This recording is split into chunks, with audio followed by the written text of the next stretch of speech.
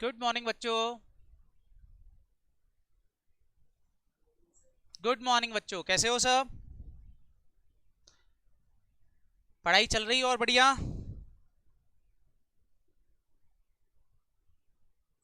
अमन, अरुण, पढ़ाई चल रही कि नहीं चल रही? वेरी गुड, करते रहना बेटा। जब तक एग्जाम नहीं हो जाती, धीरे धीरे तैयारी करते हैं तो ही हमारा रिजल्ट अच्छा आता है। एक साथ पूरा पढ़ने में मजा नहीं आता, धीरे धीरे पढ़ते रहो ताकि सब कुछ क्लियर रहे। वेरी गुड बच्चों, हमने जो स्टार्ट किया था हमारा लिक्विडेशन, लिक्विडेशन के अंदर हमारा पहला कॉन्सेप्ट चल रहा था कौन सा? Statement of affairs. मैंने आपको दो क्वेश्चन होमवर्क दिए थे जिसमें आपको स्टेटमेंट ऑफ अफेयर्स साथ में लिस्ट एच बनाना थी। क्या आपने वो सॉल्व किए? हेलो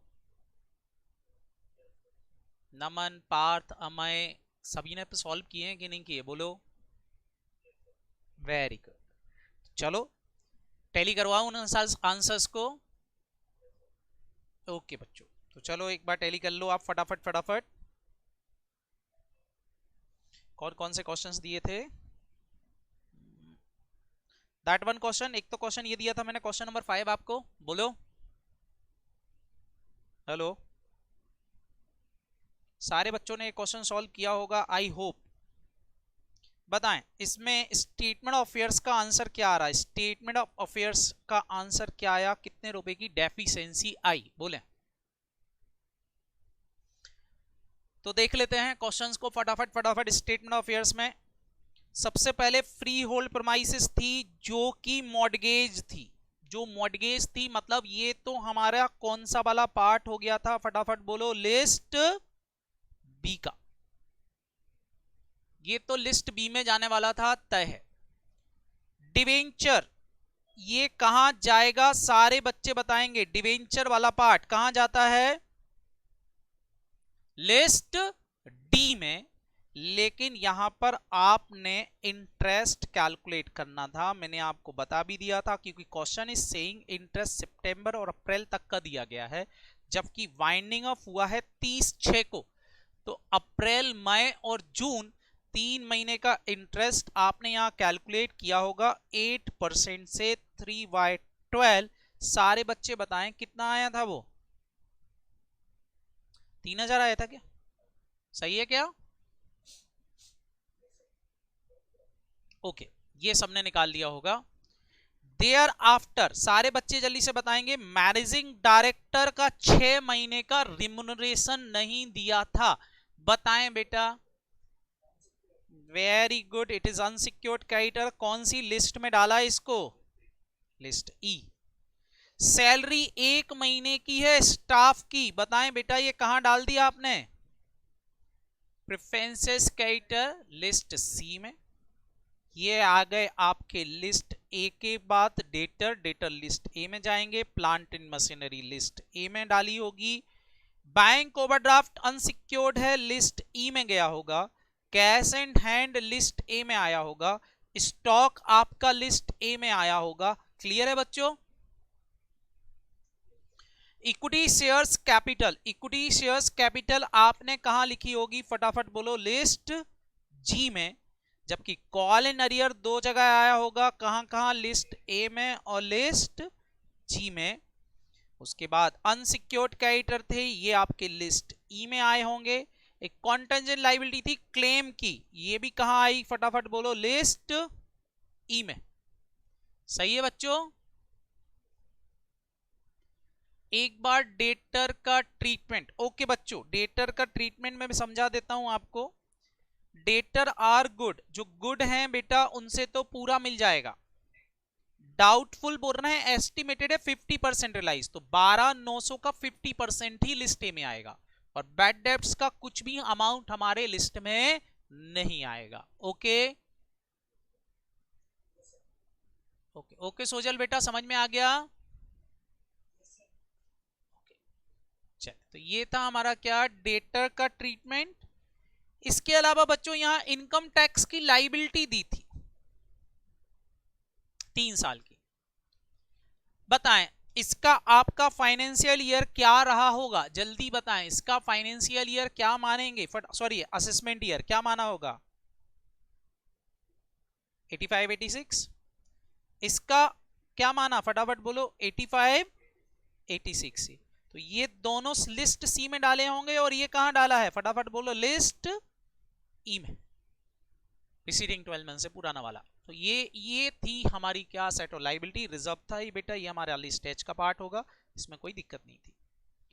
तो सबसे पहले सारे बच्चों ने स्टेटमेंट ऑफ अफेयर्स बनाया होगा और सबसे पहले लिखी होंगी असेट नॉट स्पेसिफिकली प्लेस्ड, लिखी है क्या बोलो, चेक करते जाएंगे फटाफट बोलो। असेट नॉट स्पेसिफिकली प्लेस्ड में सबसे पहले तो कैश इन हैंड 825, ठीक है। हेलो, डेटर, जो गुड डेटर थे, गुड डेटर पे क्या मानेंगे, 100% रियलाइज हो गया होगा 31,500। जो डाउटफुल डेटर थे, क्वेश्चन इज सेइंग 50% ही रियलाइज्ड होगा, तो हमने क्या किया 50% निकाल लिया होगा। बैड, जो पुराने बुरे डेटर थे, बताओ इस पर कितने परसेंट रियलाइज होगा, क्या मानू, क्वेश्चन साइलेंट है, बैड डेट्स हैं, बताएं बेटा 0। अभी क्लियर है सोजल बेटा डेटर का, हेलो ओके। उसके बाद call in arrear, call in arrear पर देखें बच्चों 1500, कॉल इन एरियर पर 1500, 3000 का कॉल इन एरियर था, 1500 रियलाइज्ड होगा। स्टॉक 33,900 दिया था, प्लांट एंड मशीनरी 174 दिया था, टोटल मिला के लिस्ट ए का टोटल 248,175। क्या ये सबका आ रहा था बोलो, ओके। उसके बाद थी बेटा list B, asset specifically placed as per list B, सबने बनाया होगा आई होप, बताएं बेटा इसके अंदर फ्री होल्ड प्रॉपर्टी लिखा होगा नेम ऑफ असेट में। कुल मिला के रियलाइजेबल वैल्यू थी 375, इस पर दो लोन थे, एक था 3 लाख का, एक था 1,12,500 का। सारे बच्चे बताएं 3 लाख वाला लोन तो पूरा चुक जाएगा, लेकिन क्या 1,12,500 पिक चुक पाएगा पूरा बोलो, 75,000 ही बैलेंस बचा, तो 37,500 की डेफिशिएंसी आपने निकाल ली होगी, निकाल ली। 37,500 की जो आपने डेफिशिएंसी निकाली है वो आउटर कॉलम में तो आएगी नहीं, तो आउटर कॉलम में 0, क्योंकि सरप्लस कुछ भी नहीं आया। तो estimated surplus from the asset specifically placed nil. तो लिस्ट ए लिस्ट बी दोनों का टोटल आपने लगाया होगा तो आया 248,175। That amount available for preferences creditor, debenture holder, secured by floating charges and unsecured creditor. यहां तक क्लियर है सबका।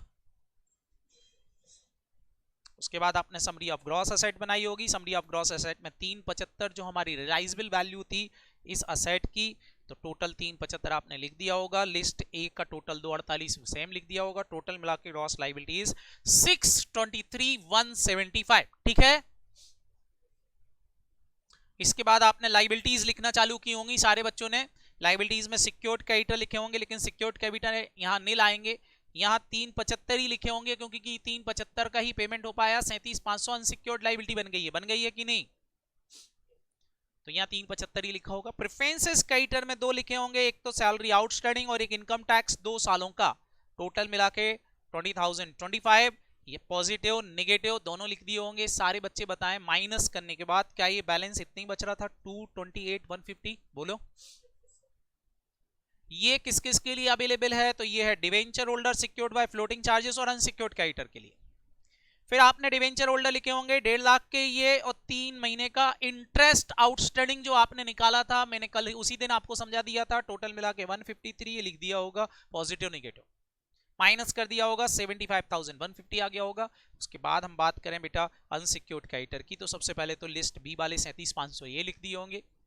मैनेजिंग डायरेक्टर का रिम्यूनरेशन, बैंक ओवरड्राफ्ट, क्वेश्चन में जो क्रेडिटर थे वो, और साथ ही साथ इनकम टैक्स था और एक कॉन्टेंजेंट लायबिलिटी थी। ये टोटल मिला के अनसिक्योर्ड क्रेडिटर आपके 437,625 पॉजिटिव नेगेटिव दोनों मिला के। सारे बच्चे बताओ क्या ये सबने निकाल लिए थे, बोलो।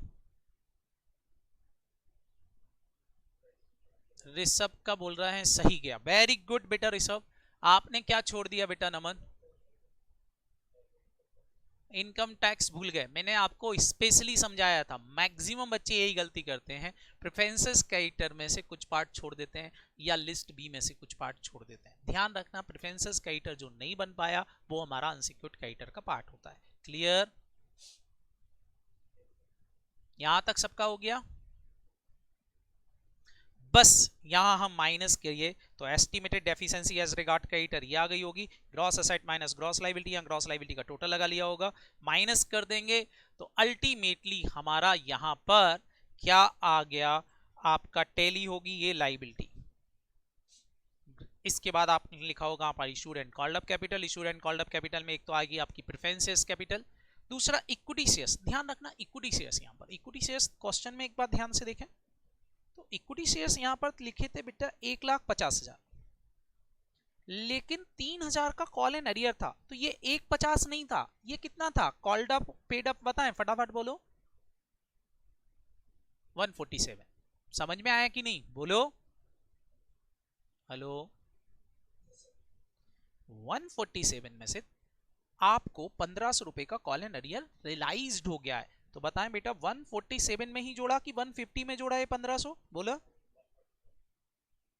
तो टोटल पेड अप कैपिटल कितनी हो गई, 148,500। Clear, hello. और फिर आपने डेफिशिएंसी निकाल ली होगी 5,10,975। सारे बच्चे बताएं क्या डेफिशिएंसी आ रही थी आपकी, वेरी गुड, ये था हमारा आंसर। अगर ये आपको इतना समझ में आ गया है तो आई होप आप कोई भी क्वेश्चन स्टेटमेंट ऑफ अफेयर्स का कर लोगे, क्योंकि इस क्वेश्चन में बिखरी हुई चीजें नहीं थी, कुछ इधर लिखा था कुछ इधर लिखा था कुछ, क्योंकि बैलेंस शीट नहीं थी। समझ में आया कि नहीं, बोलो। तो हमको सबको समेट करके एक साथ लिखना था। क्लियर बच्चों, हेलो। तो ये गया हमारा लिस्ट स्टेटमेंट ऑफ अफेयर्स। अब बात करते हैं लिस्ट एच की। लिस्ट एच की हमारी 5 स्टेप्स, कौन गिनाएगा, सारे बच्चे बताएंगे 5 स्टेप। स्टेप नंबर 1, सबसे पहले ओपनिंग बैलेंस। सर सबसे पहले ओपनिंग बैलेंस लिखते हैं, ठीक है लिखो। Opening balance of reserve and surplus question में गिवन था कितने का, 7,500 का रिजर्व एंड सरप्लस का क्रेडिट बैलेंस पड़ा था, प्रॉफिट थे हमारे पास ओपनिंग में, ठीक है। लेकिन अगर हम क्लोजिंग बैलेंस देखें तो क्वेश्चन में क्लोजिंग बैलेंस गिवन नहीं था, क्योंकि डेटा बाइंडिंग आपकी क्या गिवन नहीं थी, बैलेंस शीट। और बैलेंस शीट नहीं गिवन थी तो हमको बैलेंस शीट बनाना पड़ेगी पहले। सारे बच्चों ने बैलेंस शीट बनाई होगी, ये आपका एक होमवर्क वाला पार्ट था। बताएं ये बैलेंस शीट कौन सी वैल्यू पर बनाई है, फटाफट मेरे को बताएंगे। बैलेंस शीट कौन सी वैल्यू पर बनाई है आपने, मार्केट वैल्यू, रियलाइजेबल वैल्यू या book value, book value. Book value पर तो देखें आपने लिखा होगा फ्री ऑल प्रमाइसेस क्वेश्चन में 4,50,000 की। डेटर गुड डाउटफुल सब मिला के कितने हो रहे थे, ध्यान रखना यहां बैड डेब्ट्स डाउटफुल सब जोड़ के लिखेंगे, क्योंकि वो तो रियलाइजेबल वैल्यू के लिए बोल रहे हैं। समझ में आया कि नहीं, clear. Total value full value 100%, तो ये 100% आपके डेटर थे। उसके बाद बच्चों प्लांट एंड मशीनरी की बुक वैल्यू, कैश, स्टॉक, ये हमारे पास थी, ये असेट थी। लाइबिलिटी साइड की बात करें तो लाइबिलिटी में 2 लोन थे आपके 4,12,500 के, मॉर्टगेज थे जो कि सिक्योर्ड थे। इसके अलावा डिवेंचर्स थे 1.5 लाख के, 3 महीने का इंटरेस्ट आउटस्टैंडिंग आपने निकाल लिया होगा। मैनेजिंग डायरेक्टर का रिम्यूनरेशन था, सैलरी आउटस्टैंडिंग थी, बैंक ओवरड्राफ्ट था, कॉल एंड अरियर माइनस करके ये आपकी कैपिटल थी 147 की जो आपकी बुक्स में आ रही होगी, साथ में क्रेडिटर थे और इनकम टैक्स था। सारे बच्चे बताएं क्या आपने ये बैलेंस शीट बनाई थी, बोलो। और बताएं क्या रिजर्व एंड सरप्लस का बैलेंस यही आया था, ये था हमारा क्लोजिंग बैलेंस। वेरी गुड, तो ये आ गया हमारा क्लोजिंग बैलेंस। जिन बच्चों ने नहीं बनाई थी बैलेंस शीट वो इसका स्क्रीनशॉट ले लें और टैली करें बुक वैल्यू से। Clear, hello.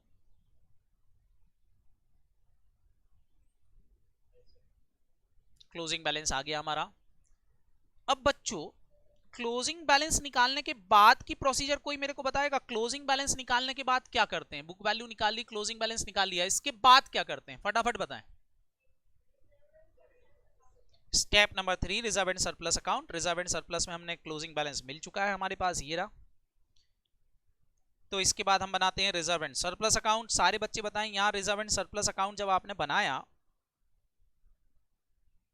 तो यहां क्या क्वेश्चन के अंदर इंफॉर्मेशन थी ओपनिंग क्लोजिंग के अलावा, और कोई इंफॉर्मेशन थी क्या, बोलो जल्दी जल्दी बताएं। नहीं, कोई इंफॉर्मेशन नहीं थी हमारे पास, केवल ओपनिंग बैलेंस दिया है, क्लोजिंग बैलेंस दिया था। क्वेश्चन बता ही नहीं रहता कि कौन से साल में कितना ट्रेडिंग प्रॉफिट हुआ, कितना नॉन ट्रेडिंग प्रॉफिट हुआ, कितना डिविडेंड बांटा गया, ऐसी कोई इंफॉर्मेशन नहीं थी। बस बोल रहा था ओपनिंग में प्रॉफिट था, तो आपने opening profit, profit always credit यहां लिख दिया होगा। सारे बच्चे बताओ कितने रुपए का। और क्लोजिंग आपने निकाल लिया लॉस है, तो लॉस इसी साइड आएगा बेटा, सीडी बोलो, क्रेडिट साइड में, क्योंकि लॉस डेबिट ओपनिंग इधर आएगा, तो क्लोजिंग यहां लिखा होगा 248,325। सारे बच्चे बताएं क्या यहां आपने मिसिंग फिगर, बैलेंसिंग फिगर निकाला, बोलो। और क्या माना इसको, बताएं क्या माना, ट्रेडिंग लॉस। बताओ कितना, 2,55,825 सही है। हेलो, वेरी वेरी गुड, ये लॉस सबने निकाल लेना था। इसके बाद स्टेप नंबर 4, सारे बच्चों को पता है क्या होती है हमारी एस्टिमेटेड प्रॉफिट और लॉस। तो एस्टिमेटेड प्रॉफिट एंड लॉस में आप देखें, सबसे पहले आपने लिखी होगी फ्री होल्ड प्रमाइसेस, 4,50,000 की बुक वैल्यू थी, 375 रियलाइज हो रहा था, एस्टिमेटेड लॉस 75,000 था। डेटर का देखें, बताएं बच्चों डेटर में आपने क्या लिखा है, फटाफट बताएं डेटर में आपने क्या लिखा।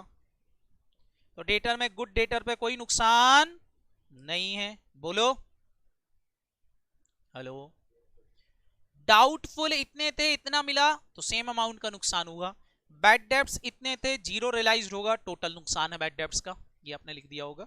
प्लांट एंड मशीनरी की वैल्यू इतनी, स्टॉक पर इतना नुकसान हुआ था, यही असेट थी बेटा, ये नुकसान थे। इसके अलावा एक कॉन्टेंजेंट लाइबिलिटी थी जो 18,000 रुपए जो हमको एक्स्ट्रा पे करना पड़ रही थी, बुक्स में नहीं थी। क्लियर है कि नहीं, बोलो। तो टोटल एस्टिमेटेड लॉस आपका आ रहा था 2,62,650, एस्टिमेटेड प्रॉफिट कुछ भी नहीं। क्या ये आपने सबने कर लिया था, बोलो। हेलो, कितने लोगों ने किया था, ईमानदारी से बताओ, ये एस्टिमेटेड प्रॉफिट और लॉस निकाला था, ईमानदारी से बताओ कितने लोगों ने किया है। महिमा, मयंक, नमन, निहिरा, प्लस किया है सारे बच्चों, पलास, पार्थ, सबका हुआ था ये,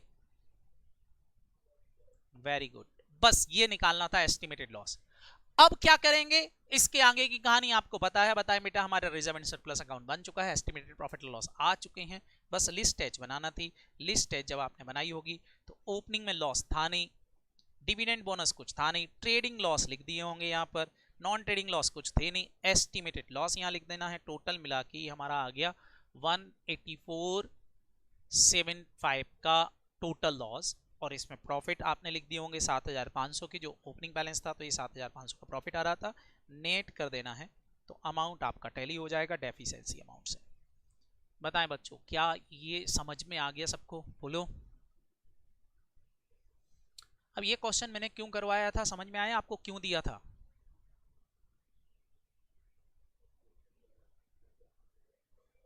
बिल्कुल, क्योंकि हमको क्लोजिंग बैलेंस गिवन नहीं था, आपको मेन बैलेंस शीट वाला पार्ट समझाना था। समझ में आ गया सबको।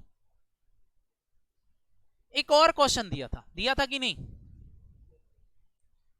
लेकिन उससे पहले एक कॉन्सेप्ट पढ़ते हैं छोटा सा, फिर वो क्वेश्चंस वापस से देखता हूं, ठीक है, बोलो। पहले एक कॉन्सेप्ट पढ़ा दूं क्या बच्चों, फिर वो क्वेश्चन टैली कराऊं। लास्ट कॉन्सेप्ट है छोटा सा,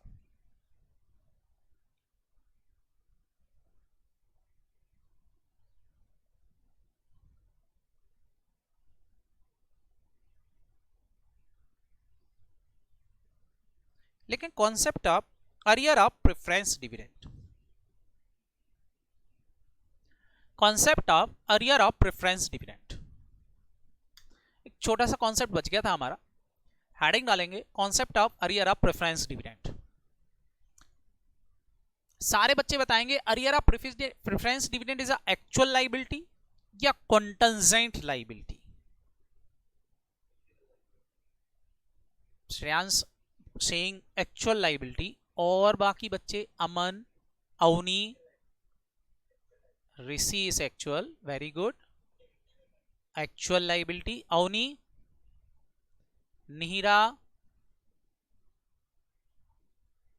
actual liability, very good. Nihira, Prerna, क्या बोल रहे हैं बाकी बच्चे भी? Naman Jain is contingent liability. Why contingent Naman? Contingent क्यों Naman? Sir actual, yes, saying actual.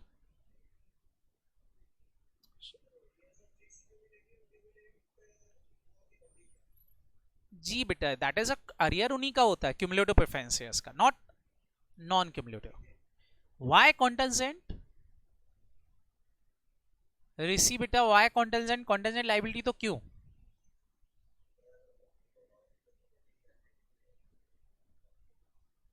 अच्छा, तो हम ये मान के चलें कभी प्रॉफिट होगा ही नहीं? मतलब पहले जब चल रही थी तब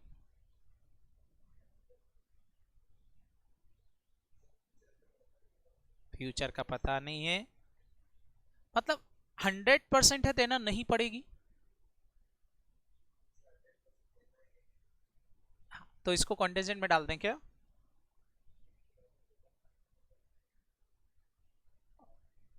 ओके, वेरी गुड. बच्चों, सबसे पहले तो आप अरियर ऑफ प्रेफरेंस डिविडेंड मतलब प्रेफरेंस डिविडेंड के कॉन्सेप्ट को समझो. प्रेफरेंस शेयर्स जो होते हैं ना, इनका डिविडेंड फिक्स होता है. कौन से प्रेफरेंस शेयर्स का? सारे प्रेफरेंस शेयर्स, चाहे आपके कोई से भी टाइप का प्रेफरेंस शेयर क्यों ना हो, हर एक प्रेफरेंस शेयर का रेट ऑफ डिविडेंड फिक्स है कि भैया इनको इस रेट ऑफ डिविडेंड से डिविडेंड मिलेगा. इक्विटी को मिले ना मिले, इनको मिलेगा. क्या ये बात सबको समझ में आई? बोलो. दूसरी और इंपॉर्टेंट बात, प्रेफरेंस शेयर के बारे में क्वेश्चन साइलेंट हो कि कौन से प्रेफरेंस शेयर्स हैं. तो हमने कई तरह के प्रेफरेंसेस पढ़े, cumulative, non cumulative, redeemable, irredeemable, participating, non participating, वगैरह वगैरह पढ़े हैं कि नहीं? बोलो. बचपन में. तो प्रेफरेंस शेयर्स जो होते हैं ना बच्चों, इनके सब क्वेश्चन इज साइलेंट कि कौन से टाइप का है. तो माना जाता है preference shares are cumulative, non participating. क्या माना जाता है? फटाफट बोलो. क्यूमुलेटिव, नॉन पार्टिसिपेटिंग अज्यूम किया जाता है. अगर किसी प्रेफरेंस शेयर को इशू किया गया हमारे इंडिया के अंदर और बताया नहीं कि उसका टाइप क्या है, तो always assume preference shares are cumulative, non participating preference shares. मतलब उनका डिविडेंड जो रहेगा वो क्यूमुलेटिव प्रेफरेंस शेयर्स का डिविडेंड रहेगा. अब क्यूमुलेटिव प्रेफरेंस शेयर्स क्या होते हैं, नॉन क्यूमुलेटिव प्रेफरेंस शेयर्स क्या होते हैं? तो क्यूमुलेटिव प्रेफरेंस शेयर्स का मतलब होता है बच्चों कि इनका डिविडेंड डिक्लेयर करने की रिक्वायरमेंट नहीं होती. डिविडेंड डिक्लेयर हो या ना हो, इनको हर हाल में डिविडेंड दिया जाएगा. क्या ये बात समझ में आई? बोलो. जबकि नॉन क्यूमुलेटिव प्रेफरेंस शेयर्स वो होते हैं जिनका डिविडेंड तभी मिलता है अगर डिविडेंड डिक्लेयर्ड हो. अगर डिविडेंड क्या हो? फटाफट बोलो. डिक्लेयर्ड हो. डिक्लेयर्ड हो मतलब शेयर होल्डर की मीटिंग हो, शेयर होल्डर की मीटिंग में इनसे परमिशन मिले कि हाँ हम डिविडेंड लेना चाहते हैं, तो इनको डिविडेंड दिया जाएगा, नहीं तो डिविडेंड नहीं दिया जाएगा. क्या ये बात क्लियर है? बोलो. किसका डिविडेंड डिक्लेयर करने की जरूरत नहीं होती है? जल्दी से बताएंगे मेरे बच्चे, किसकी डिविडेंड डिक्लेयर करने की जरूरत नहीं होती है? क्यूमुलेटिव की डिविडेंड डिक्लेयर करने की जरूरत नहीं होती, नॉन क्यूमुलेटिव का डिविडेंड डिक्लेयर करना पड़ता है. समझ में आया? मतलब उनको डिविडेंड तभी देना है जब इक्विटी शेयर होल्डर की मीटिंग हुई, प्रेफरेंस शेयर होल्डर की मीटिंग हुई, वहां पर उन्होंने डिविडेंड को एक्सेप्ट कर लिया कि हाँ डिविडेंड मिलना चाहिए, तो डिविडेंड मिलेगा, नहीं तो डिविडेंड नहीं मिलेगा. क्लियर? हेलो.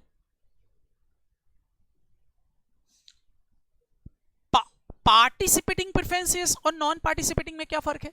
पार्टिसिपेटिंग प्रेफरेंसेस मतलब अगर कंपनी का कोई सरप्लस है तो सरप्लस में भी उनको एक्स्ट्रा डिविडेंड मिलेगा. मतलब उनकी जो रेट, डिविडेंड की रेट फिक्स थी 15%, तो 15 नहीं, 15 से कुछ ज्यादा भी मिल सकता है उनको. They are participating preferences. मतलब उनकी 15 तो फिक्स है ही, साथ में कुछ एडिशन भी मिल सकता है, तो उनको बोलते हैं participating preferences. Non participating preferences क्या है? उनको फिक्स रेट का ही डिविडेंड मिलेगा, चाहे कंपनी के पास सरप्लस हो या नहीं हो, उससे कोई फर्क नहीं पड़ता. उनको जो डिविडेंड की रेट दी गई बस वही डिविडेंड की रेट रहेगी. बस इतना फर्क होता है. क्लियर है कि नहीं? बोलो. हेलो. सर कितना एक्स्ट्रा मिलेगा, ये सब आर्टिकल ऑफ एसोसिएशन पर डिपेंड करता है। मतलब इनके डिविडेंड की सारी इंफॉर्मेशन, जो डिविडेंड इनको दिया जा रहा है, इनके डिविडेंड की सारी इंफॉर्मेशन कहां लिखी होती है, फटाफट बताएंगे। आर्टिकल ऑफ एसोसिएशन में। Is that clear? हेलो? तो most important document is article of association. पहली बात जो आपको याद रखना है, इन case of question is silent, preference share assumed, cumulative, non participate. पहली बात तो सबको क्लियर हो गई होगी। अब आर्टिकल ऑफ एसोसिएशन क्या है? तो आर्टिकल ऑफ एसोसिएशन में दो बातें लिखी जाती हैं। पहली, priority of payment of dividend. क्या लिखी जाती है? सारे बच्चे बताएंगे। पहली इंपॉर्टेंट बात क्या लिखी जाती है? Priority of payment of dividend. कि डिविडेंड के पेमेंट की प्रायोरिटी क्या होगी। अगर कंपनी बाइंडिंग अप में गई तो कंपनी इक्विटी कैपिटल का पेमेंट पहले करेगी या अरियर ऑफ प्रेफरेंस डिविडेंड का पहले पेमेंट करेगी? सारे बच्चे बताओ, अगर कंपनी बाइंडिंग अप में गई तो पहले किसका पेमेंट होगा? प्रेफरेंस शेयर्स के डिविडेंड का पेमेंट होगा कि इक्विटी कैपिटल का पेमेंट होगा? बोलो। तो यहीं आप मात खा जाते हो बच्चों, ये डिपेंड करेगा आर्टिकल ऑफ एसोसिएशन पर। क्लियर? ये किस पर डिपेंड करेगा? ओके बेटा नीरा, आप लीव कर दें, आपको मैं वीडियो भेज दूंगा। हाँ फटाफट सारे बच्चे बताएं, मैंने क्या बोला आपसे? जल्दी जल्दी बताएंगे। मैंने क्या बोला? इन case of article of association is silent, sorry ये किस पर डिपेंड करेगा? प्रायोरिटी किस पर डिपेंड करेगी? जल्दी बताएं। एसोसिएशन। अगर आर्टिकल ऑफ एसोसिएशन में लिख दिया जाता है कि पहले इक्विटी कैपिटल का पेमेंट होगा, बाद में अरियर ऑफ प्रेफरेंस डिविडेंड दिया जाएगा, तो प्रेफरेंस डिविडेंड का पेमेंट बाद में होगा, पहले इक्विटी कैपिटल का पेमेंट किया जाएगा। क्लियर? लेकिन अगर मैं आपसे बोलूं कि article of association silent, question में लिखा ही नहीं आर्टिकल ऑफ एसोसिएशन साइलेंट है, कि भाई प्रायोरिटी किसकी रहेगी, तो बताओ बेटा फिर आप किसकी प्रायोरिटी मानोगे? फटाफट बोलो, प्रायोरिटी किसको दोगे? तो सर फिर हम प्रायोरिटी किसको दें? तो हमारा इंस्टीट्यूट तो बेटा बोलता है कि प्रायोरिटी प्रेफरेंस डिविडेंड को दी जाएगी। किसको दी जाएगी? Preference dividend. In case of silent of article of association,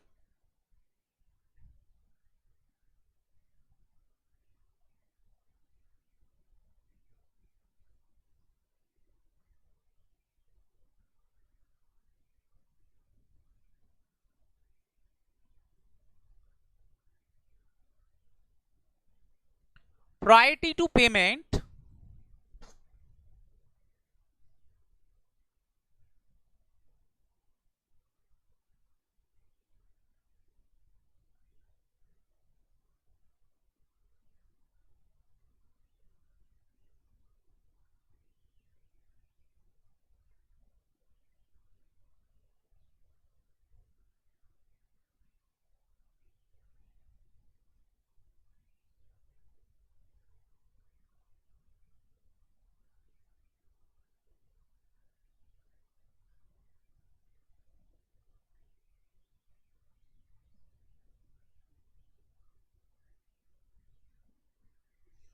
पहले पेमेंट होगा अरियर ऑफ प्रेफरेंस डिविडेंड का, फिर पेमेंट किया जाएगा इक्विटी शेयर्स कैपिटल का। Is that clear? बोलो।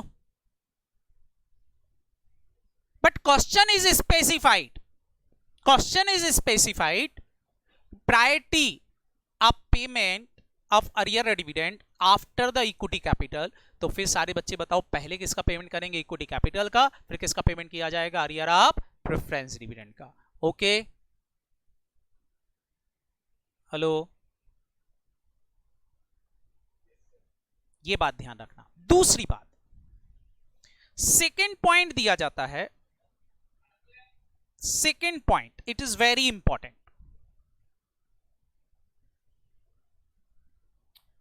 अरियर ऑफ प्रेफरेंस डिविडेंड कितने साल तक अरियर रह सकता है? कितने साल तक अरियर रह सकता है? Arrear of dividend time limit,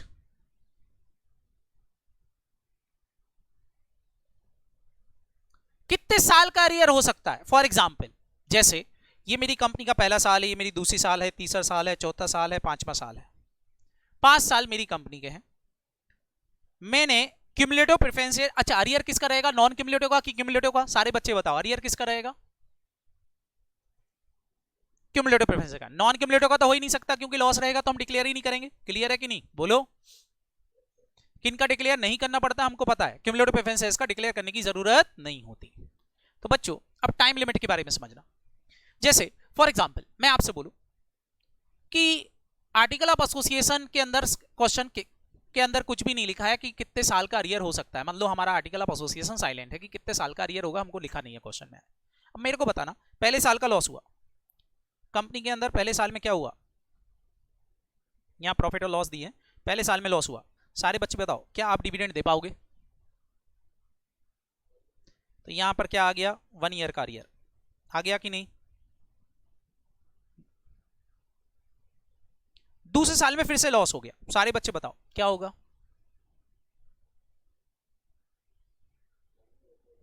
तो अब कितने साल का अरियर लिखोगे यहां पर?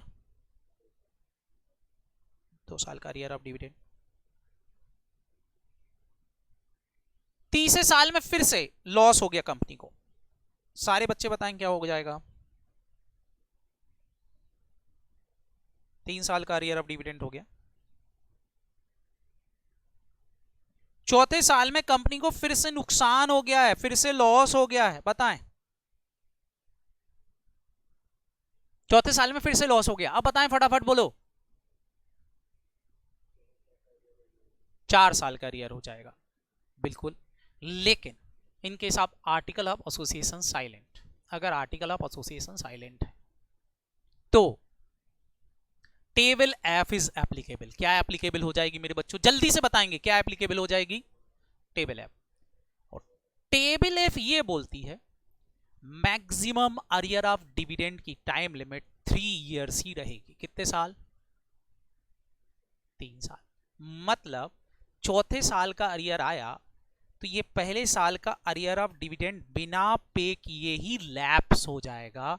मतलब इनका अरियर ऑफ डिविडेंड कितना रहेगा? फटाफट बोलो। फर्स्ट ईयर का क्या हो जाएगा बच्चों? लैप्स, देने की जरूरत ही नहीं।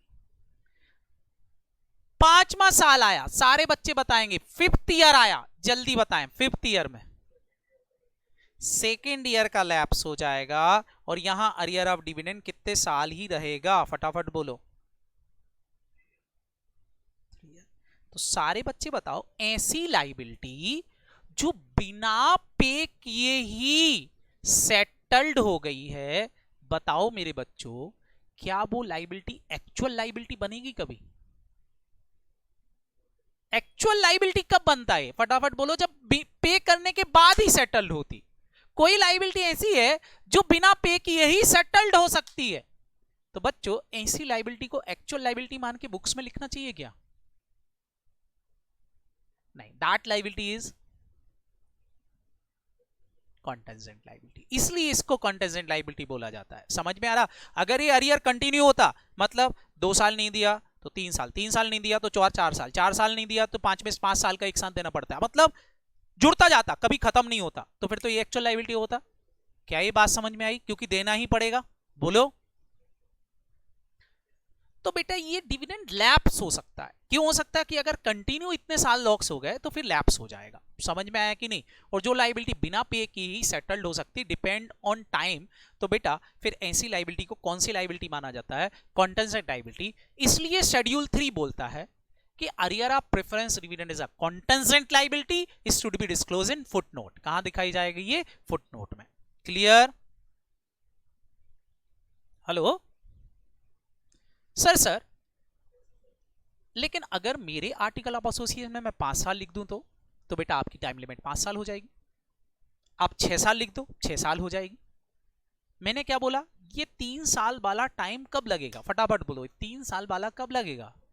जब आपके आर्टिकल ऑफ एसोसिएशन क्या है? फटाफट बोलो। साइलेंट है।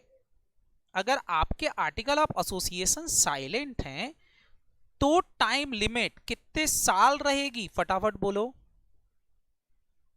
3 साल रहेगी। क्या ये बात क्लियर हो गई, बोलो हेलो। तो 3 साल रहेगी, नहीं तो जैसा क्वेश्चन बोले। अब बच्चों आपके एग्जाम में क्वेश्चन आता है जिसमें लिखा है अरियर ऑफ डिविडेंड 4 साल, तो आप कितने साल मानोगे? आप 4 साल ही मानोगे, क्या मानते हुए कि आर्टिकल पोसेशन में 4 साल दिया होगा। समझ में आया कि नहीं? वो बोलते हैं अरियर ऑफ डिविडेंड 5 साल का है क्वेश्चन में, तो बताएं बेटा आप कितने साल मानेंगे? 5 साल। ये मानेंगे कि इनके आर्टिकल ऑफ एसोसिएशन में 5 साल लिखा है, लेकिन वो बोल रहे हैं arrear of dividend is 5 year, but article of association is silent regarding the time limit of arrear of dividend, तो फिर कितने साल मानोगे? अगर उन्हें ये पूरी इंफॉर्मेशन दे दी तो 3 साल। समझ में आया कि 3 साल तब मानना है जब क्वेश्चन खुद स्पेसिफाई करे क्या कि article of association silent regarding the arrear of dividend time limit, तो 3 साल मानना है, नहीं तो कभी भी 3 साल नहीं मानना है। क्लियर बच्चों?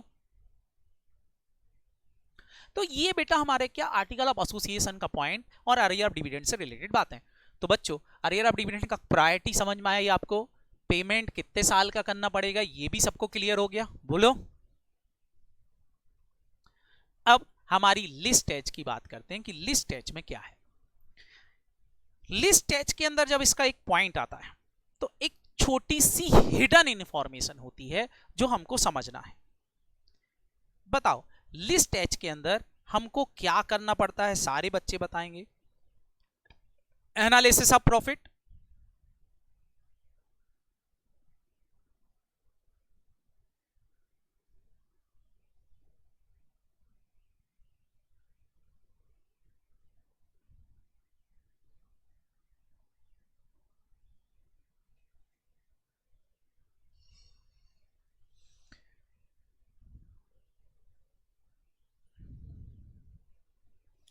ओके बच्चे। यस बेटा, जो भी है आप देख लें उसको, आपको वैसे भी रिकवरी ऐप पर मिल जाएगी, ठीक है। आईटी आपके यहाँ जो प्रॉब्लम है पहले उसको देख लें, सॉफ्टवेयर प्रॉब्लम यदि आ रही है तो आप उसको ठीक कर लें, कोई प्रॉब्लम नहीं। बताएं बेटा analysis of profit, analysis of profit कितने साल का करते हैं?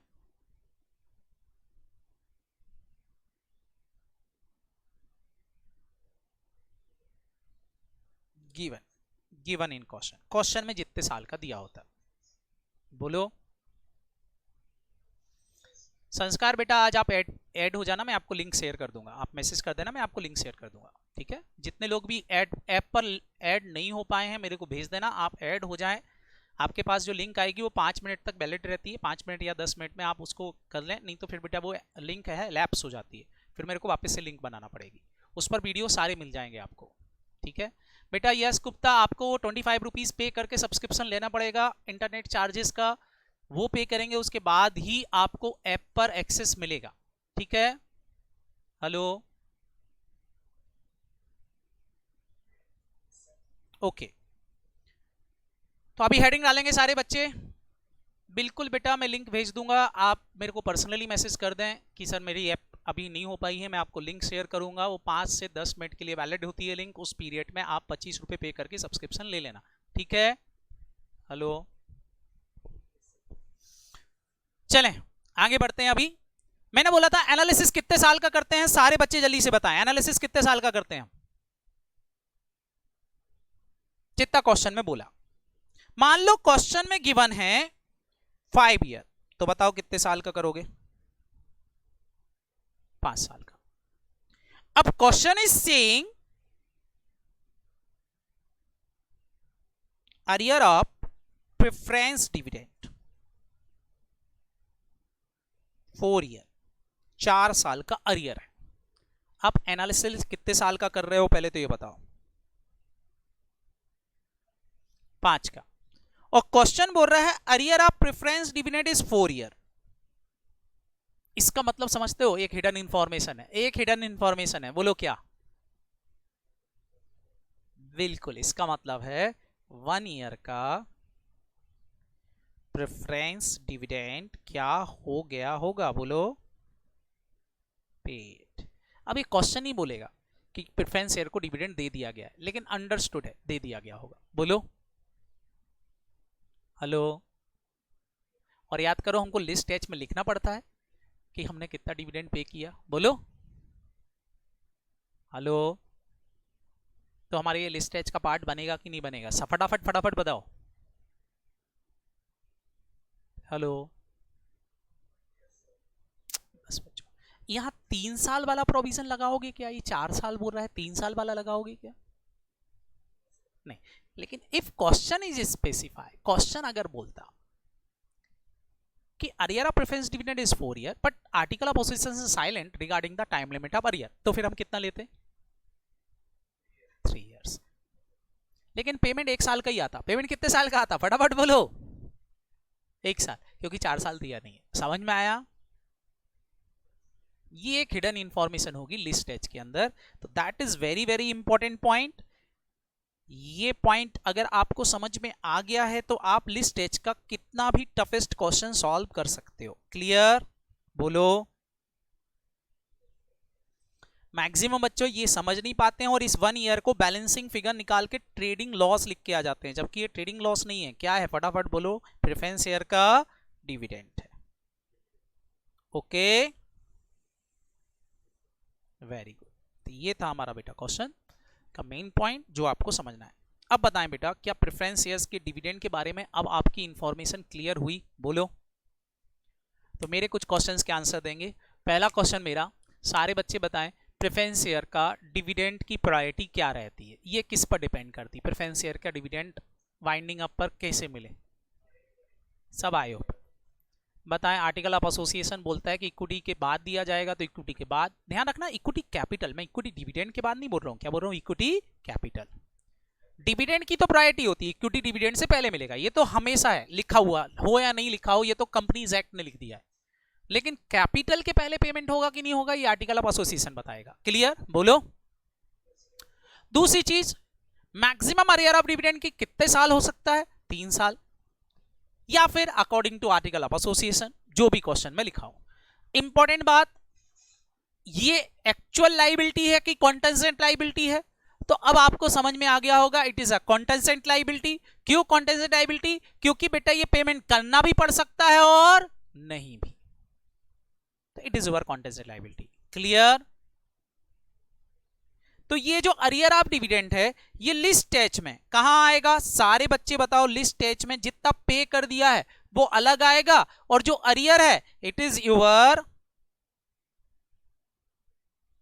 Estimated loss.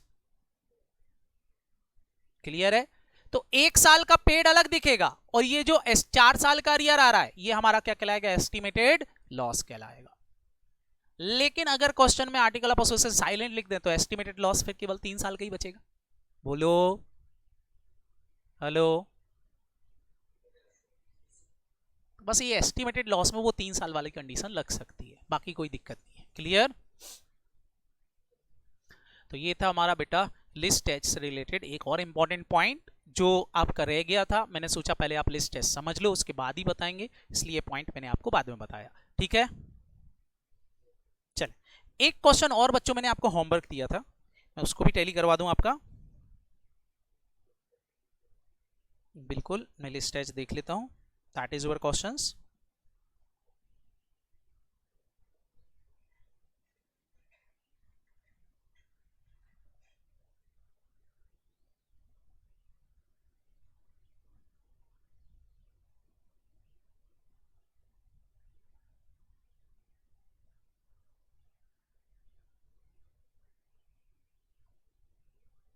दीपक सर की क्लास है बेटा आज? क्या कभी नहीं हो तो मेरे को बता देना, मैं एक्सटेंड कर लूंगा।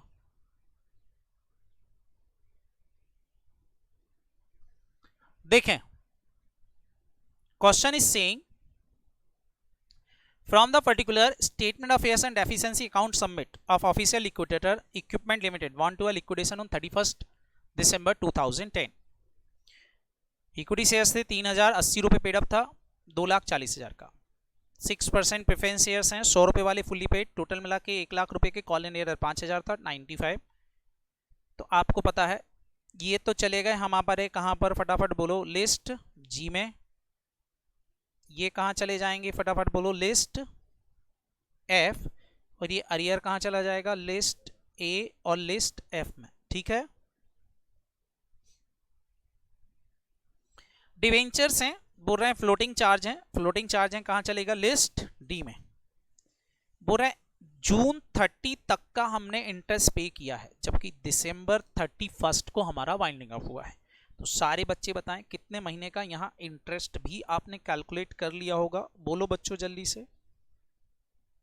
1 लाख का 5% से कितने महीने हो रहा है, बोले 6 महीने का।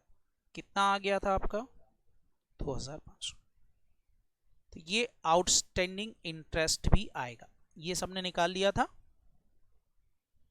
हेलो, लैंड इन बिल्डिंग जो है बेटा मॉर्टगेज्ड है, कितने रुपए के लोन पर, 80,000 के लोन पर। ठीक है, बोलो, ध्यान रखना, it is not a loan land in building, it is a loan borrowing जो हमने कर रखी है। क्लियर,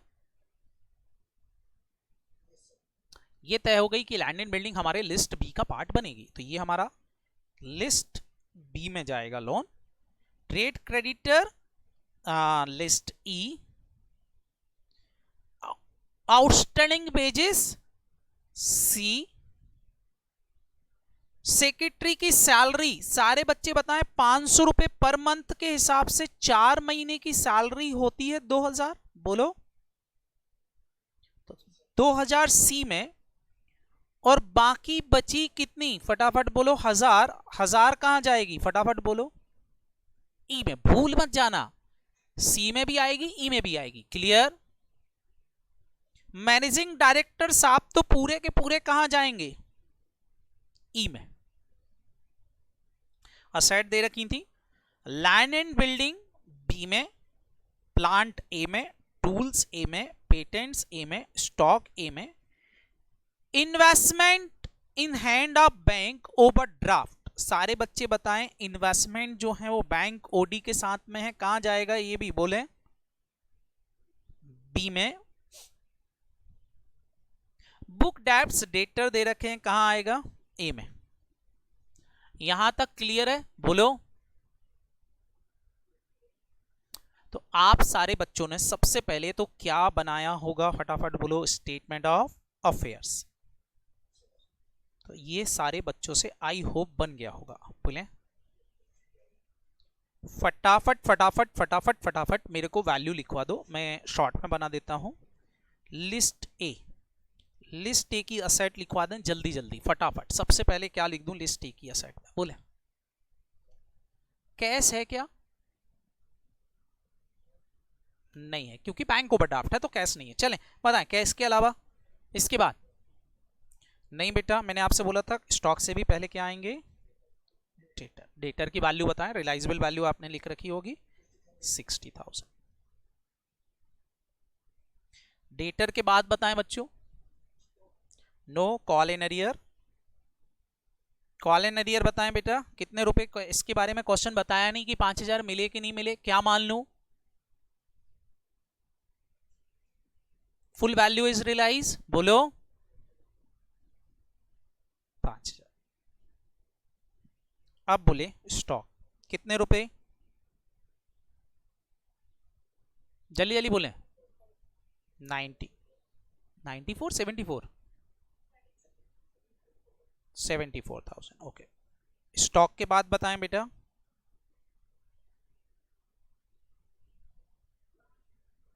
प्लांट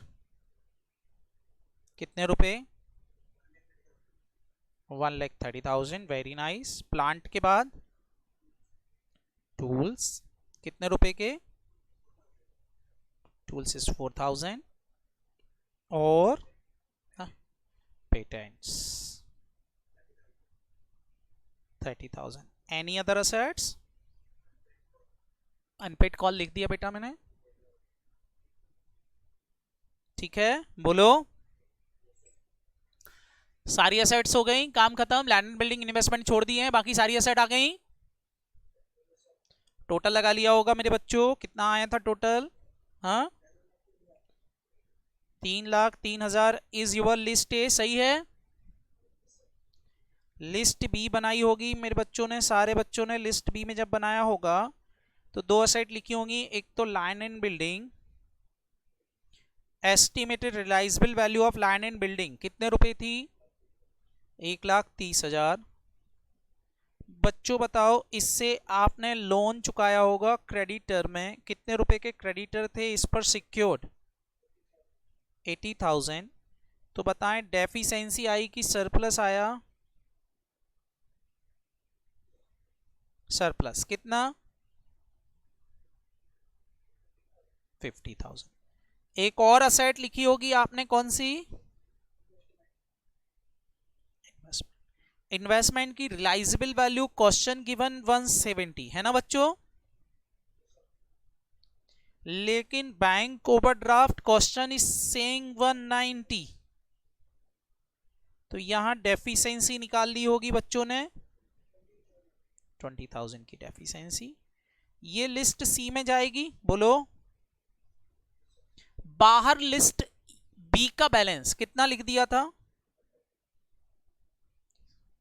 बताएं टोटल बैलेंस ऑफ असेट आपके पास इकट्ठी हो गई कितनी, 353, सही है। फिर आपने माइनस किया होगा लिस्ट सी, है ना, पूरा नहीं बनाऊं चलेगा, लिस्ट बी का समरी ऑफ असेट लिखाऊं कि चलेगा, आप लोग कर लेंगे ना वो प्रॉपर फॉर्मेट में, कोई दिक्कत ही नहीं। लिस्ट सी, लिस्ट सी में आपने प्रेफरेंसेस क्रेडिटर में कौन कौन से क्रेडिटर प्रेफरेंसेस दिखाए हैं, तो एक तो आपने दिखाई बेटा क्या, वेजेस, कितने रुपए की वेजेस थी, 20,000 की वेजेस इज 20,000। और एक और दिखाया होगा कौन, 2,000 का कंपनी सेक्रेटरी की सैलरी, है ना बच्चों, सैलरी 2,000, बाकी कुछ था नहीं। टोटल मिला के कितने रुपए लिखी, फटाफट बोलो, टोटल मिला के कितना, 22। तो 22 आपने माइनस कर दिए होंगे, और बताएं बैलेंस कितना बचा इसको माइनस करने के बाद, बोले 331, वेरी वेरी गुड। इसके बाद आपने माइनस किया होगा लिस्ट डी डिवेंचर, तो डिवेंचर था 1,00,000 का, और साथ ही साथ इनका आउटस्टैंडिंग इंटरेस्ट आपने लिखा था, कितना निकाला था वो, 2,500,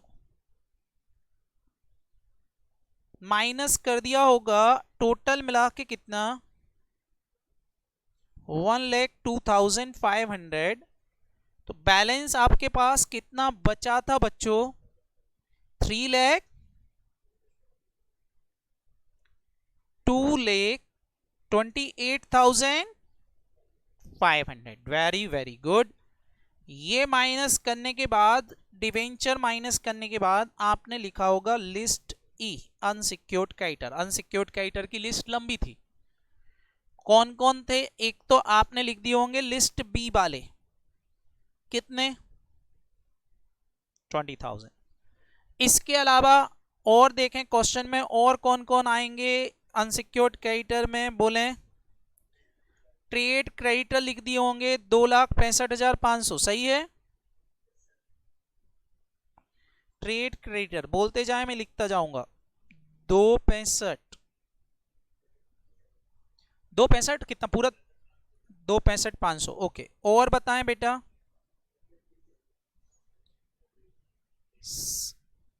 सैलरी ऑफ सेक्रेटरी कितना, 1,000, 2,000 प्रेफरेंसेस हो गया था। और एमडी साहब पूरे कितने, 6,000। और एनी अदर क्रेडिटर, देख लें सारे बच्चों क्रेडिटर को ध्यान से, डिवेंचर ऑलरेडी हम लिख चुके हैं, मॉर्टगेज लोन लिख चुके हैं, ट्रेड क्रेडिटर हो गए, पेजेस आएगी नहीं इसमें, सैलरी आ गई है सेक्रेटरी की 1,000, मैनेजिंग डायरेक्टर, यही लाइबिलिटी थी, काम खत्म हो गया। बच्चों बताओ टोटल मिला के कितना हो गया हमारा, फटाफट फटाफट बताएं यहां पर। 292,500 माइनस कर दिया होगा बच्चों, कितना आ गया बोलो, कितना बच्चों? 64,000 नेगेटिव। क्लियर? फिर आपने लिखा होगा preference share capital list F. Preference share capital 95 थी, फिर इसमें आपने वापस जोड़ दिया होगा यहां कॉल इन अरियर, कितना 5,000, तो टोटल मिला के माइनस कितना किया यहां पर 1 लाख। Very very good. इसके बाद इक्विटी कैपिटल लिखी होगी, लिस्ट कौन सी थी जी, इक्विटी शेयर्स कैपिटल कितने रुपए लिखी बताएं। क्या ये अनकॉल्डेड कैपिटल कॉल करेंगे हम, ये 80 रुपए ही कॉल्ड अप है, बताएं बेटा, कॉल करेंगे 20 रुपए क्या? नहीं, ये लिक्विडेटर कॉल करेगा 2,40,000 जितना था 240 पूरा। क्लियर बच्चों? माइनस करने के बाद सारे बच्चे मेरे को बताएंगे, ये आपकी यहां लिस्ट एच आ गई थी कितनी, 4,04,000 नेगेटिव। ठीक है, अब बताओ अब क्या करना था आप सारे बच्चों को इसके बाद? सर मेरे को लिस्ट एच बनाना थी। लिस्ट एच का पहला स्टेप सारे बच्चे बताएंगे, स्टेप नंबर 1 ओपनिंग बैलेंस। देखें जरा क्वेश्चन में, क्या ओपनिंग बैलेंस क्वेश्चन में गिवन था? बोल रहे हैं दिसंबर 2005, मतलब आपको दे रखा है 1 जनवरी 2006। ठीक है ना बच्चों? इस दिन क्या क्या था? इस दिन क्वेश्चन बोल रहा है जनरल रिजर्व था 40 का। ठीक है, तो आपने जनरल रिजर्व लिख दिया होगा 40 का था। और पीएनएल का डेबिट बैलेंस था, क्वेश्चन बोल रहा है कितने का। तो आपको इसको अलग अलग नहीं करना, इसको नेट करेंगे क्योंकि ओपनिंग बैलेंस एक ही लिखेंगे, या तो प्रॉफिट या फिर लॉस। क्लियर? बताएं कितना आया? 15,000 का क्रेडिट बैलेंस मतलब प्रॉफिट। क्लियर? बोलो। ओपनिंग बैलेंस काम खत्म। दूसरी चीज जो हमको चाहिए, क्या हमको चाहिए क्लोजिंग बैलेंस, वो भी डेट ऑफ वाइंडिंग अप का। Date of winding up is 31 December 2010, है ना बच्चों? इस दिन की बैलेंस शीट है क्या? क्या करें ये निकालने के लिए? Be prepared balance sheet. और बैलेंस शीट में केवल कौन सी वैल्यू हम लिखेंगे? Book value. सारी असेट सारी लाइबिलिटीज की बोलो, एक्सक्लूडिंग कॉन्टेंजेंट लाइबिलिटी। तो मेरे क्वेश्चन में कोई कॉन्टेंजेंट लाइबिलिटी तो थी ही नहीं कि मेरे को लिखना है। सारे बच्चे बताएं कौन कौन सी चीजें मैं यहां लिखता जाऊं, बोलते जाएं फटाफट फटाफट। सबसे पहले इक्विटी शेयर्स कैपिटल लिख देता हूं मैं, कितने रुपए की थी? 2,40,000। प्रेफरेंस शेयर कैपिटल लिख देता हूं, कॉल एंड एरियर माइनस होने के बाद कितने की थी? 95,000। डिवेंचर लिख देता हूं, कितने रुपए के? 1 लाख के डिवेंचर। डिवेंचर के बाद इनका आउटस्टैंडिंग इंटरेस्ट लिख देता हूं 2500। डिवेंचर के अलावा और क्या था बच्चों, बोलते जाएं। लोन था एक, कितने रुपए का? 80,000 का। बैंक ओवरड्राफ्ट था एक, कितने का? 190 का। इसके अलावा क्रेडिटर थे कितने रुपए के? 2,65,500 के। सारे आउटस्टैंडिंग एक्सपेंसेस बता दो, सब मिला के मैं एक साथ ही लिख देता हूं। आउटस्टैंडिंग एक्सपेंसेस एक साथ ही, सारे बच्चे बताएं, टोटल एक साथ ही लगा लेते हैं। क्या क्या है आउटस्टैंडिंग एक्सपेंसेस का टोटल, एक साथ ही लगा लेते हैं। ये लास्ट के थे ना बच्चों? 20, 3 और 6 कितना हो गया 29। तो 29 के आउटस्टैंडिंग एक्सपेंसेस चलेगा। असेट में बता दें, असेट में कौन कौन सी असेट्स थी आपके पास। लैंड एंड बिल्डिंग थी, ठीक है, कितने रुपए की 1,20 की लैंड एंड बिल्डिंग थी। लैंड एंड बिल्डिंग के बाद बता दें क्या था, प्लांट कितने का 2 लाख का, वेरी वेरी गुड। प्लांट के बाद बताएं टूल्स, टूल्स कितने के 20,000 के। टूल्स के बाद पेटेंट था कितने का 50,000। फिर कितने का, हाँ 87,000। स्टॉक के बाद इन्वेस्टमेंट कितने रुपए के 180, वेरी गुड। चलें इसके बाद और कुछ डेटर थे, ठीक है, कितने रुपए के। एनी अदर असेट्स, बस बच्चों लगा लें लायबिलिटी साइड का टोटल ज्यादा आ रहा होगा मेरे हिसाब से, बोलें कितना आ रहा है 10,02,000। तो यहाँ का टोटल भी 10,02,000 आना चाहिए। कम जो पड़ रहा है वो आपका reserve and surplus P and L का डेबिट बैलेंस होगा। बताएं कितने रुपए आ गया,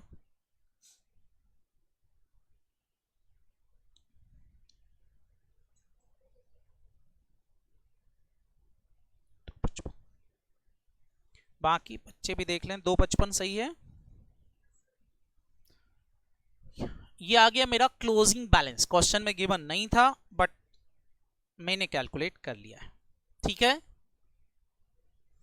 ध्यान रखना कौन सी वैल्यू लिखी है आपने, मार्केट वैल्यू या बुक वैल्यू, सारी एसेट की बुक वैल्यू, क्लियर। बस 2 काम हो चुके हैं, तीसरा काम सारे बच्चों को आता है, बताओ क्या बना लें अब मैं यहां पर।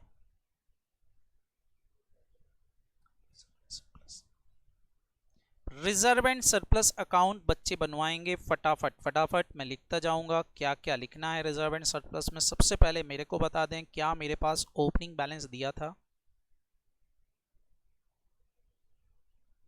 तो क्या मैं यहां लिख दूं ओपनिंग बैलेंस, बोलो। ओपनिंग में प्रॉफिट था कितने का 15। क्लोजिंग मेरा यहां लिख देता हूं लॉस है कितने का 2,55,000 का, चलेगा बच्चों।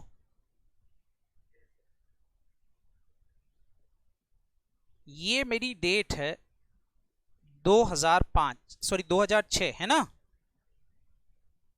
से 2010 तक आना है, ठीक है ना बच्चों। देखें ओपनिंग डेट थी 2006, 2006 से 2010 कितने साल का मेरे को कैलकुलेशन करना है, 2006, 2007, 2008, 2009 और 2000,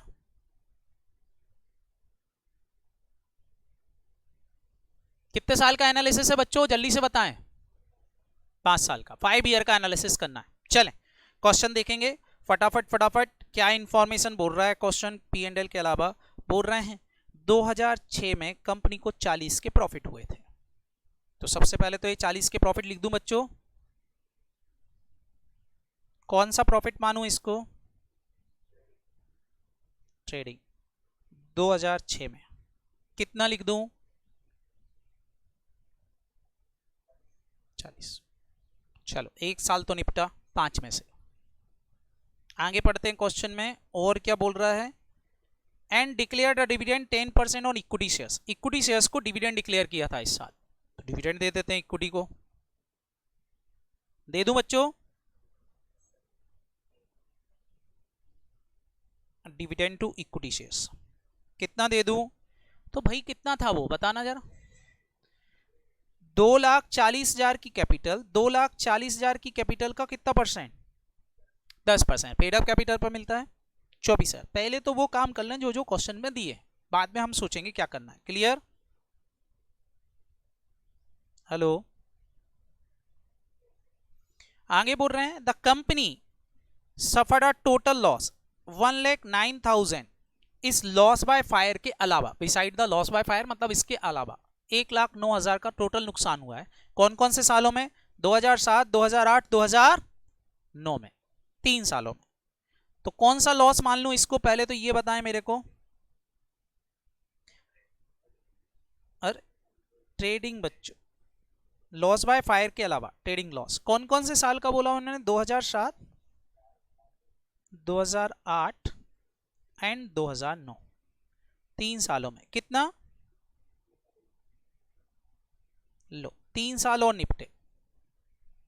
इसके अलावा question is saying loss by fire भी हुआ था। क्या हुआ था? 40,000 रुपए का। ये कौन सा लॉस मानू? Loss by fire is a trading, non trading?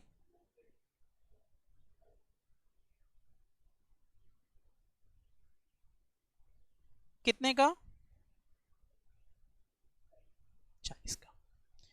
और कोई इंफॉर्मेशन क्वेश्चन में इस 40 के अलावा? क्वेश्चन बोल रहा है for 2010 account were not made, बोल रहा है 2010 के अकाउंट ही नहीं बनाया और cost of winding of expected है 15,000। इसका तो कुछ करना नहीं था, बोलो। अब बाकी काम मन से सारे बच्चे बताएंगे। सबसे पहले तो ये 6% वाले प्रेफरेंशियस दिए, सारे बच्चे बताओ। क्वेश्चन इज साइलेंट कि इनके डिविडेंड का क्या हुआ होगा। क्या कोई अरियर ऑफ डिविडेंड आ रहा है? तो क्या मानूं बताओ, कितने साल का? बेटा टोटल 5 साल का एनालिसिस है, तो कितने साल का? कोई अरियर नहीं है तो बताओ कितने साल का डिविडेंड पे किया गया होगा। सारे बच्चे बताओ, पूरे 5 साल का? नहीं तो एक, अरे अरे अरे अरे 30 साल क्यों? वो तो अरियर मैक्सिमम लिस्टेज, मैंने क्या बोला था कि अगर साइलेंट है, क्या आर्टिकल ऑफ एसोसिएशन साइलेंट है, तो क्या क्वेश्चन में कहीं लिखा है कि क्वेश्चन में साइलेंट है कितने साल का पेमेंट करना, कितने साल का नहीं करना, और वो भी अरियर के लिए था। क्या क्वेश्चन में कोई अरियर ऑफ डिविडेंड दिया है?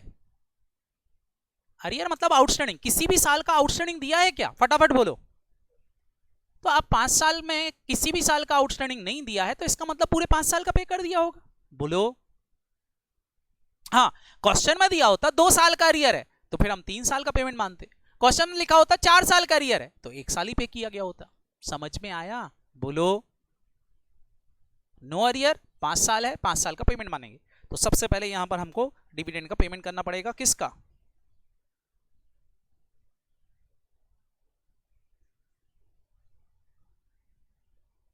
बताएं बच्चों, कितना पेमेंट कर दूं?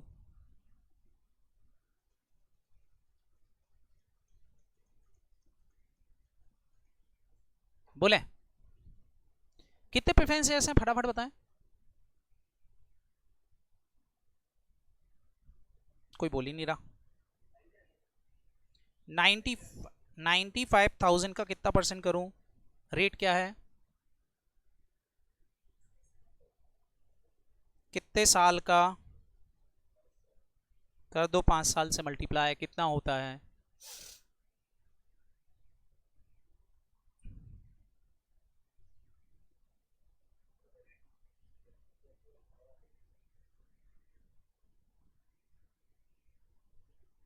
हो गया 28 या 21? 28। हम मान रहे हैं पेमेंट हो चुका होगा। क्लियर? अब सारे बच्चे जल्दी से बताएंगे। बाकी एक और बैलेंसिंग फिगर मेरा निकलेगा, बताओ कौन सा? एक ही बैलेंसिंग फिगर निकलेगा क्या?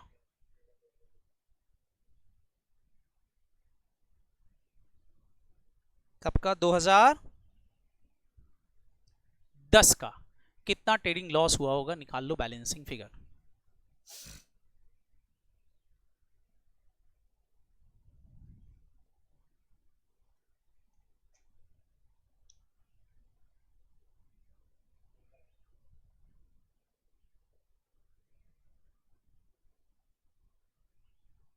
बाकी बच्चों देख लो क्या ये टैली हो गया है,